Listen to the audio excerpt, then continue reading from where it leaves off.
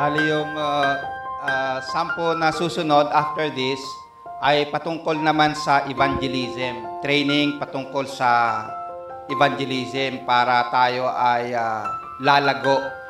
Hindi lang lalago na deeper sa Panginoon, sa relasyon natin sa Kanya, pero lalago rin tayo yung dumadami tayo pag tayo ay nag-evangelize, nagdi-disciple ng iba. Okay? Pero sa ngayon, titingnan natin yung talent, gift, and calling.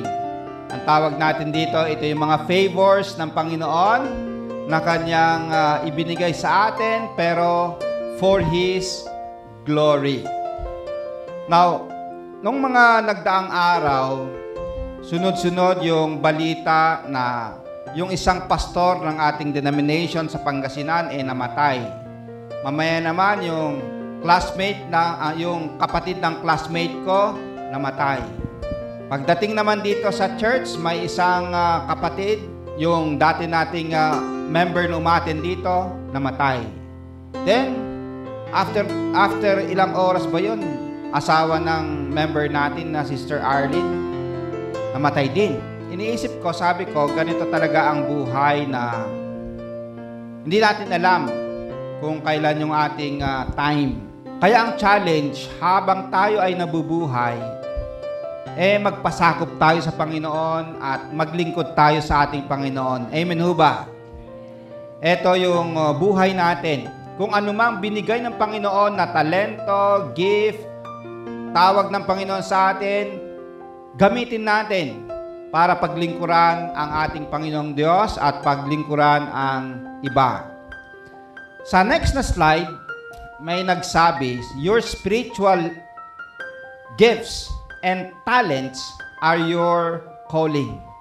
Pinakita dito yung connection, yung relationship ng tatlo. Meron kang talento, meron ding spiritual gifts, meron ding tawag ang Panginoon. Ano ba ang mga ito? So, ito po yung focus natin sa lecture 6 na ito sa ating ECC Basics. Ang tanong natin sa next na slide, what are some principles regarding talents, gifts, and callings? Okay. Una, basahin natin ng sabay-sabay. Every Christian has been given unique talents, gifts, and callings. So, lahat ng Kristiyano nabigyan ng unique talents, gifts, and callings. Wala pong nagsasabi na wala ako niyan. Okay. Meron ka at unique. Kahit parehas kayong magaling umawit halimbawa, pero iba yung dating ng boses mo. Iba yung lamig ng isa. Okay, so sabihin natin na meron pa ring uniqueness, yung talent. Nabigyan ka ng tawag ng Panginoon, yung kakayanan na binigay halimbawa na ikaw ay magaling mangaral, magturo, pero iba rin yung style mo, meron kang uniqueness. Alright? Pero lahat tayo meron yan, may binigay ang Panginoon. Alright? Tingnan po natin yung una na tinatawag na talents. These are natural abilities and inclinations discovered and honed through experience and discipline. They may involve artistic expression, problem-solving skills, or leadership abilities. So yan po yan, iba't iba yung talento. Ito yung natural abilities. Meron kang kakayanan by nature na binigay. Halimbawa, ang galing ng boses mo. Di ba? Ibig sabihin, meron kang talento sa pag-awit. Pag umawit ka, nakaka-bless. Hindi yung katulad ko minsan, sabi ko, pag ako'y umaawit, pikit-pikit pa ng mata. Pag binuksan ko na yung mata ko, wala nang audience. Yan yung joke ko, sinubukan ko dati na mag-aral ng gitara, Umattend talaga ako ng lesson. Kaya alam ko yung paggigitara, yung A, B, C, mga ganon, pagkatapos paano mag-strum. Nag-practice din ako. Tapos, nung walang maggigitara sa youth fellowship, sinubukan ko maggitara. Kaso nga lang, sabi ng isang kabataan, Pastor, pwede bang acapella na lang? So, nakita ko na, bakit ganun? Ano? Bakit kung ito yung tutugtog, okay lang? Pagkatapos si Pastor Abet, ilang months lang halimbawa dito sa church natin, ang dami nang alam sa instrumento. Okay. Hindi yan nag-aral ng formal, basta nandito, tinugtog niya lang, ano? Ako, nag-aral pa ako ng formal, pero bakit wala? Kasi hindi ako marunong yung mag-match yung tenga ko. Paano ko i-match yung boses at saka gitara. Para sa akin, pare-parehas lang. So, makita natin na may iba't ibang mga kakayanan. Okay? Talento sa music. Natural abilities yan. Ang example natin sa Old Testament ay si Bezalel. Okay, basahin natin ng sabay-sabay. See, I have chosen Bezalel, and I have filled him with the Spirit of God, with skill, ability, and knowledge in all kinds of crafts, to make artistic designs for work in gold, silver, and bronze, to cut and set stones, to work in wood, and to engage in all kinds of craftsmanship. Kita natin, ang sabi dito ng Panginoong Diyos, itong si Bezalel ay pinili at nabigyan siya ng kakayanan in the area ng arts. Okay, sinubukan ko rin yan, magpinta-pinta, no? Drawing. Pero meron akong schoolmate sa PTS, yung si Joval. Pag nag-paint talaga siya, nag-drawing, kuha niya yung mukha mo, galing talaga, oh. Yung makikita mo na kaya niyang tingnan yung mukha mo at i-paint niya. Ako, subukan kong i-paint yung mukha mo, wala talaga eh. Okay. So, katulad ni Bezalel, nabigyan siya ng natural na kakayanan. So, ang tawag natin dito, mga talento. Ay, minsan sabi na, talented yan, ang galing yan sa music, ang galing yan sa arts. Ang galing mayroon siyang gift. Alright, so yun yung tinatawag natin na talent. May nagsabi na pag ang iyong talent, ikaw ay naging Christian at ginagamit mo sa Panginoon, kinoconsider na rin na ito ay spiritual gifts. Okay? Gift na galing sa Panginoon. Pero meron talagang mga natukoy na mga spiritual gifts na nasa Bible. Sa Romans, 1 Corinthians, na ito ay mga spiritual gifts na kaloob ng Holy Spirit para sa mga believers. Tingnan natin sa next na slide. Pero bago yan, si Pastor Albert, magaling, talented. Ang example ko pa ay yung isang pastor na taga Mindoro na tinuturuan niya yung isang professor sa PTS mag-drive. At sabi niya, isang buwan ko na yan tinuturuan. Halos araw-araw kami nagda-drive. Tinuturuan ko mag-drive siya. Pero hanggang ngayon, hindi pa siya marunong. Professor yan, professor ng PTS. Kaya sabi niya, sana maintindihan niya rin ako na pag umaten ako sa kanyang klase na philosophy, ilang meetings na yung klase namin, wala rin ako maintindihan. Sana maintindihan niya rin ako. Iniintindi ko siya. So, ang point dito, meron yung magaling sa skills, driving. Okay. Pag umupo sila at hinawakan yung manobela, okay, kunting turo mo lang, marunong na. Pero pag umattend siya sa klase ng philosophy, kahit ilang attend ka, hindi niya magets. Okay. Meron naman yung ang galing sa philosophy, pero nahihirapan sa practical sa driving. So makita natin yung iba-iba talaga yung kakayanan. Isang pastor natin sa Cavite Presbytery, tinanong niya si Renz, ikaw Renz, anong talent mo nung bata-bata si Renz? Sabi ni Renz, ang talent ko, madali akong umintindi. Okay. Okay. Kinukwento ng pastor yan eh. Sabi niya, kakaiba yung talent ng anak mo ah. Magaling daw siyang umintindi. Oo. Anong connect daw yon? Sabi niya, pag naintindihan niya raw, madali niya rin diyang ipaintindi sa iba. Okay. Ang galing. Okay. So, iba-iba yung kakayanan na binigay ni Lord. Okay. Yung isa naman ay tinatawag natin na spiritual gifts. According to biblical teachings, God bestows unique spiritual gifts upon each individual. These gifts are not earned but are received as blessings to serve the body of Christ, the church community. So itong mga spiritual gifts ay binigay ng Panginoon. Halimbawa, makikita natin sa Romans. Meron din sa Corinthians. Pero tingnan natin sa Romans 12:6-8. Basahin natin kung nakikita natin. We have different gifts according to the grace given us. If a man's gift is prophesying, let him use it in proportion to his faith. If it is serving, let him serve. If it is teaching, let him teach. If it is encouraging, let him encourage. If it is contributing to the needs of others, let him give generously. If it is leadership, let him govern diligently.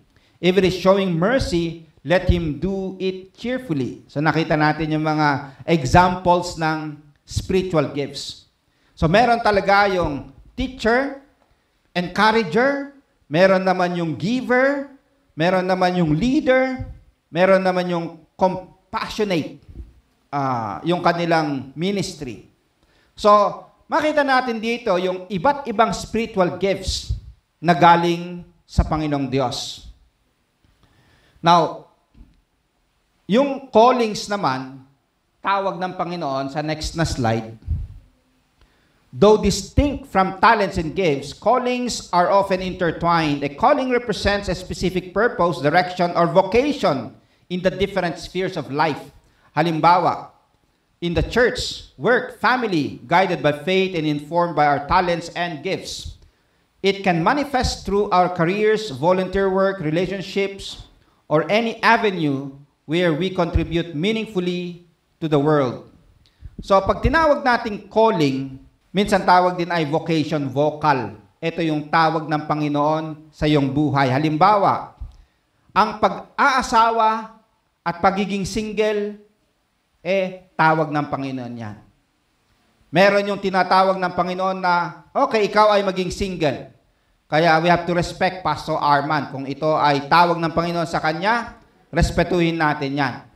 Okay? Kasi sa Bible, example natin, sabi ni Paul, ako ay single. Okay? So, yun yung tawag ng Panginoon sa iba.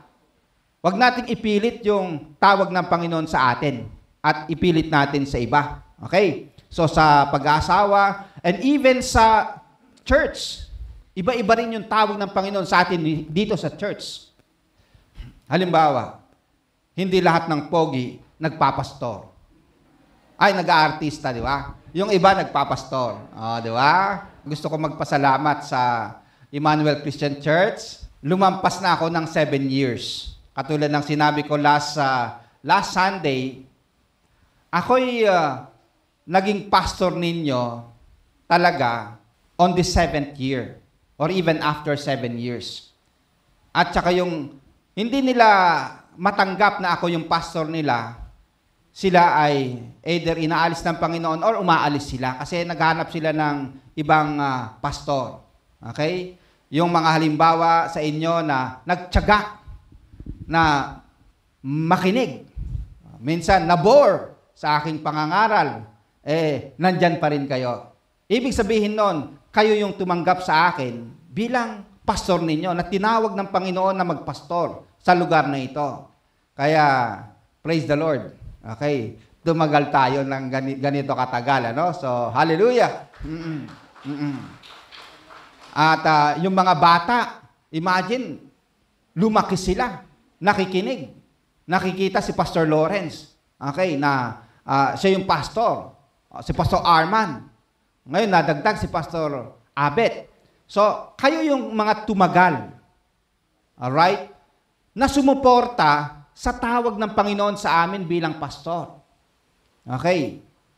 At kinilala kami na inyong mga pastor. So, ito yung tawag ng Panginoon sa akin sa amin, bilang mga pastor, iba rin yung tawag ng Panginoon sa inyo.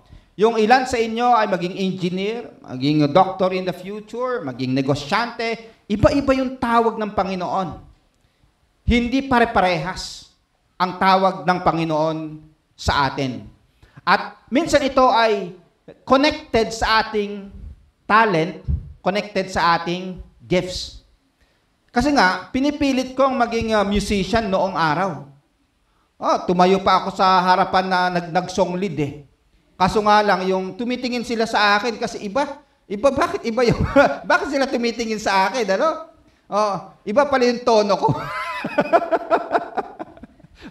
Tsaka meron ako kaibigan, sabi niya, wag kang ma-offend pastor pero nagpa-flat ka. Ano ba yung nagpa-flat? Flat tire? So, sabihin natin, sinubukan ko naman. Okay. Trying hard. Pero wala talaga. Pero nung ako ay matrain sa seminary, ay, ito pala yung aking tawag ng Panginoon sa akin. Mangaral, magturo, mag-lead. So, nakita ko na iba-iba talaga yung tawag ng Panginoon sa atin, connected sa ating talents and gifts. Okay. Kay Jeremiah naman, sa Jeremiah 1:5, isang example na tinawag ng Panginoon. At makikita natin na noon pa, dinisign na ng Panginoon na may tawag sa atin. Kay Jeremiah, sabi ng Panginoon, "Before I made you in your mother's womb, I chose you. Before you were born, I set you apart for a special work." At sa NIV, to be a prophet to the nations. Yun yung tawag ng Panginoon kay Jeremiah. To be a prophet. Bago pa siya maipanganak, bago pa siya mabuo sa sinapupunan ng kanyang ina, may plano na ang Panginoong Diyos para sa kanya. Kaya mga kapatid, hindi po aksidente yung career natin. Hindi po aksidente yung tawag ng Panginoon sa buhay mo. Kung ikaw ay naging isang seaman, naging isang teacher, yan ay tawag ng Panginoong Diyos sa iyo bago ka pa maipanganak. Can you say amen to that? Now, sa next na slide, another principle, basahin natin sabay-sabay. There are reasons why we are entrusted with these abilities. Okay? May mga reasons. Una, to glorify God. Next na slide. So whether you eat or drink, or whatever you do, do it all for the glory of God. Okay. So, pag pinapalakpakan ka sa iyong talento, sa iyong gift, sa iyong kakayanan, hindi dapat mag-stop sa iyo. Sabihin mo, salamat, purihin ang Panginoong Diyos. It's for the glory of God. Pag nag-stop kasi sa iyo yung glory, dangerous na yon. May mga example sa Bible na katulad ni Herod nung tinanggap niya yung glory ng mga tao sa kanya. Bigla siyang natumba at namatay at kinain siya ng uod. Okay, so may mga judgment kasi glory belongs to God. Alright? Binigay niya yung talento for His glory. Alright? And next, basahin natin ng sabay-sabay. Give service to others.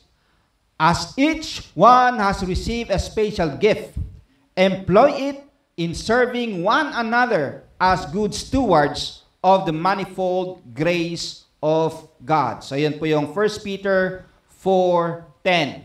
Na lahat tayo may tinanggap na special gift. At ang sabi ni Pedro, employ it in serving one another. Alright? So dapat gamitin natin ito paglilingkod sa iba. Ang talento ko ay para sa iba. Ang talento mo ay para sa iba. Okay? So we use it to serve others. And then next, gain personal fulfillment.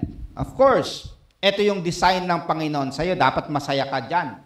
Pag ikaw ay umaawit dahil binigyan ka ng talento, dapat masaya ka. May fulfillment.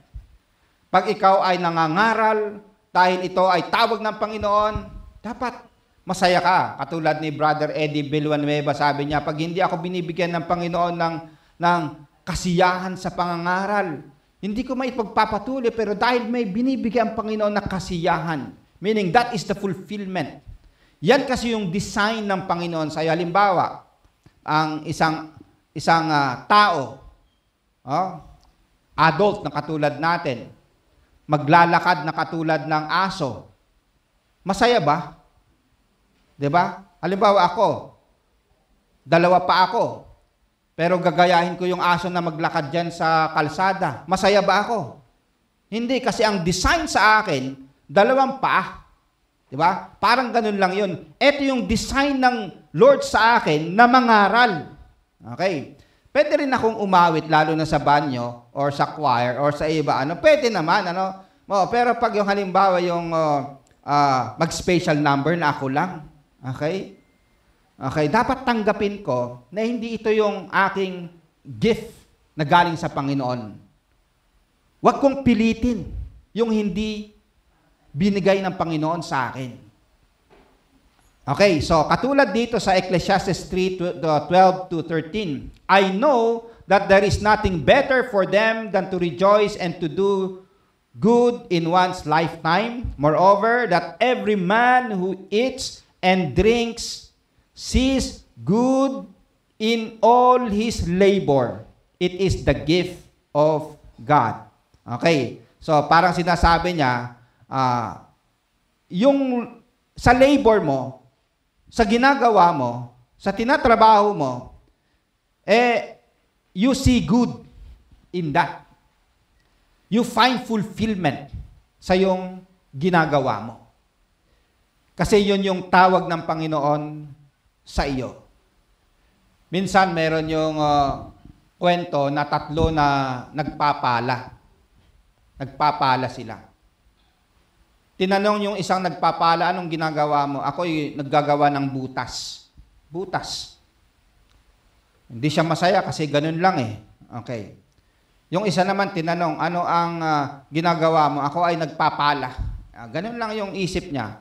Tinanong yung pangatlong nagpapala, anong ginagawa mo? Gumagawa kami ng katedral. Masaya siya doon kasi wow, meron kaming ginagawang malaking, I'm part of the big project. Okay. So, yun yung meron siyang fulfillment, meron siyang kasiyahan. Then, yung pangatlo, basahin natin, we should determine and nurture these abilities. Okay. Una, yung discovery. Examine your natural talents, interests, and passions. Consider how they align with values and principles grounded in your faith. So, yung discovery, dapat, lalo na yung mga bata-bata pa, kabataan, you have to discover. Katulad ng sinasabi ko, nung ako, tinatry kong i-discover kung ano yung talent ko. So, kung wala ako dito pala ako dinala ng Panginoong Diyos. Right? So, we discover, kasi meron yan. Sabi sa Ephesians 2:10, basahin natin ng sabay-sabay, for we are God's handiwork, created in Christ Jesus to do good works, which God prepared in advance for us to do. So, noon pa man, we were created, sabi dito, to do good works, which God prepared in advance for us to do. Meron lang hinanda ang Panginoon para sa atin. Kaso nga lang, kailangan natin i-discover. Paano mo i-discover kung ano yung talento mo? I-try mo. Try mo. Mag-aral ka, sumama ka, alright? Minsan, yung kanilang galing, yung iba naman, yung sa sports. Okay? Ang galing nila sa sports, sinubukan ko rin yan. Nangangarap din ako maging basketball player. Kaso nga lang, hindi ako tumatangkad, na-overtaken na ako ng ibang mga kaklase ko. Okay. Pagkatapos ginagaya ko kung paano sila mag-shoot, bakit yung isang ang bilis matuto? Okay. So, marunong din naman ako mag-basketball, pero hindi kasing galing ng iba. Alright, so iba-iba talaga yung design. So, you have to find ways to discover your talent or gift. And then, pangalawa, discernment. Seek guidance through prayer, scripture study, and conversations with trusted individuals to discern your calling in life. Minsan, kailangan mo mapakinggan yung sinasabi ng iba. Pag sinasabi ng galing ng boses mo kapatid, ibig sabihin nun, mayroon kang natural ability. Alright, hindi yung, Pastor Lawrence, nagpa-flat ka eh. Oo, ibig sabihin, naririnig ko sa iba. Okay, na marahil hindi talaga ako dyan. Right, so, meron yung discernment, you have to discern. Yung passage natin, halimbawa, is James 1:5. Basahin natin sabay-sabay. But if any one of you lacks wisdom, let him ask of it, who gives all generously and without reproach, and it will be given to him. Meaning, we can pray and ask and discern kung ano ba ang talent or gift or calling ng Panginoong Diyos sa atin. Lalo na yung mga magka-college, mga kabataan, nagpe-pray kung ano ba yung career nila in the future. Tawag ng Panginoon sa kanila. Then, pinagpe-pray yan.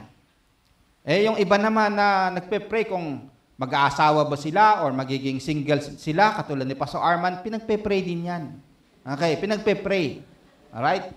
At pinagpe-pray kung sino. Sino yung ibibigay ni Lord. Alright? Prayer is very important. And then, development. Kailangan nating i-develop kung ano yung talent or gift na binigyan ng Panginoon. Invest in your growth by honing your talents through dedicated practice, seeking knowledge, and acquiring relevant skills. So, talents mo man yan or gift mo man yan, you have to practice.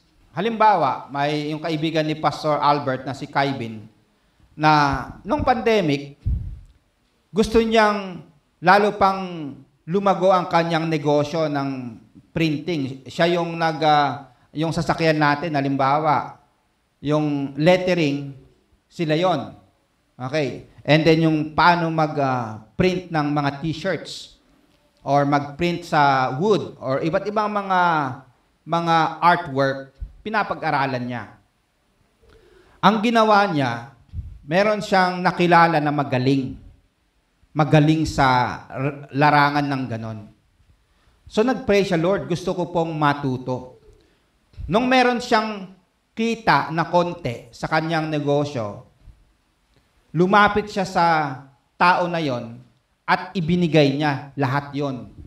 At sabi niya, gusto kong matuto. Pwede mo ba akong turuan? So, binigay niya yung pera, pagkatapos tinuruan siya kung paano hindi lang isa-isa yung ipiprint mo, kundi maramihan. Kung paano mag-grow yung business mo. At that time, ayaw na ayaw sa kanya ng parents ng babae kasi nga wala siyang gaano kalaking income. Okay. Pagkatapos yung girlfriend niya, negosyante sila, may kaya sa buhay. Siya, kagagraduate lang sa PTS, pandemic pa, naghahanap kung paano mabuhay. Pero, trinay niyang i-develop yung sarili niya. Hanggang sa dahan-dahan nag-flourish yung kanyang negosyo. At nakita ng kanyang magiging future parents-in-law na yung batang ito nagsisikap. And then, kakakasal niya lang. Last month lang ba yun? Kakakasal niya, no? Tinanggap na siya ng kanyang parents-in-law. Pero ang makita ko dito, yung willing siyang mag-spend para ma-develop yung kanyang talent. So, ganun po yun. Meron kang kakayanan, pero kailangan mong i-develop. Sabi sa Proverbs 22:29, do you see a man who excels in his work? He will stand before kings. He will not stand before unknown men. Pinoint out dito yung a man who excels. Okay? Yung excellence, yung talagang prinactice niya ng mahusay, naging magaling siya sa kanyang trabaho. Hindi pwede yung, okay na yan. Okay na yan. Hindi eh. Excellence. So when you are given the capacity, a career, a calling, a gift, a talent, dapat i-develop mo yan. At habang dine-develop mo, sumusunod dito yung sabi, He will stand before kings. He will not stand before unknown men. Mapopromote ka, makikilala ka. Kasi, naging excellence na ang iyong standard. Alright? Panghuli na point natin, we should gratefully practice our abilities. Alright? Dapat ginagawa natin. At meron dito yung gratefully. Meron tayong pasasalamat sa Panginoong Diyos habang ginagawa natin ang ating talents, gift, calling. We can participate in skill sharing sessions within the church, use our talents or gifts for outreach programs, or set goals to utilize our abilities in specific areas like in our families or workplaces. Remember, everyone has something special to offer. By sharing our unique abilities, we can contribute to the advancement of God's kingdom and glorify Him through our service to others. And then, yung next, sabi dito, the parable of the talents serves as a powerful reminder. Yung parable of the talents, ang talents dito ay pera. Okay, sa New Testament. Yung isa, binigyan ng 5 talents. Yung isa, binigyan ng 2 talents. Yung isa, 1 talent. Ang ginawa ng nabigyan ng 1 talent, ibinaon niya. Hindi niya ginamit. Ang ginawa naman ng may 5 talents, ginamit niya, ininvest niya, and earned 5 more. So, naging 10. Yung dalawa, ginamit niya, ininvest niya, earned 2 more. Ang sabi ng Panginoong Diyos, ay yung Lord dito, well done, good and faithful servant. Okay. So, nabigyan tayo ng mga talents, gifts, callings. Ang tanong, ibabaon lang ba natin yan? Or pagyayamanin natin at gamitin natin sa paglilingkod sa Diyos at sa ating kapwa? At maririnig kaya natin yung sabi ng Panginoon, well done, good and faithful servant. Everyone has unique talents, gifts, and callings designed for a specific purpose. May you experience the joy and fulfillment that come from serving others with the abilities God has given you. Nawa, sa ating paggawa ng ating yung tawag ng Panginoon sa atin, magkaroon tayo ng fulfillment. Maging masaya tayo. Kasi ito yung design para sa atin. May tawag, may talent, may gift ang Panginoon sa atin. At nais niya na isagawa natin or gawin natin ang pinapagawa ng Panginoon sa atin through the abilities na Kanyang ibinigay sa atin. Meron tayong inawit kanina, which I think na magandang awitin uli natin.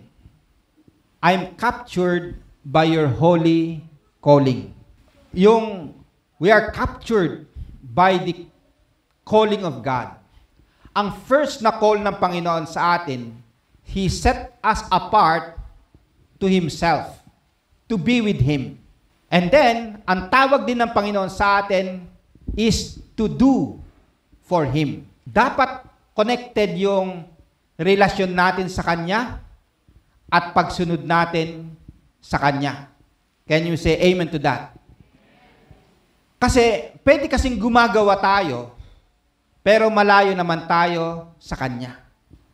Ang nais ng Panginoon, yung inawit natin kanina, I'm captured by your holy calling. Set me apart. Take me. Use me. Fill me. I give my life in the potter's hands.